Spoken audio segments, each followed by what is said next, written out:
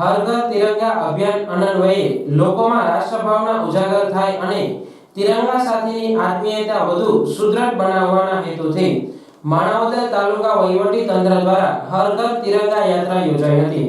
હર ઘર તિરંગા અભિયાન અન્વયે સમગ્ર દેશમાં તિરંગા યાત્રાનું આયોજન કરવામાં આવી રહ્યું છે। તિરંગા યાત્રામાં સ્થાનિકોએ અનેરો જુસ્સો બતાવ્યો હતો।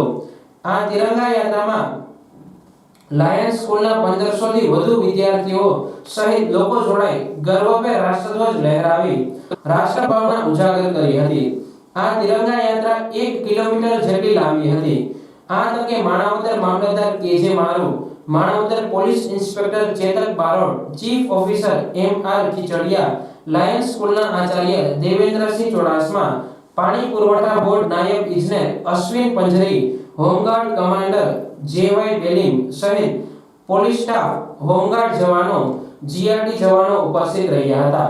ત્યારે માણાવદર શહેરનું વાતાવરણ રાષ્ટ્રભક્તિમય બનવા પામ્યું હતું।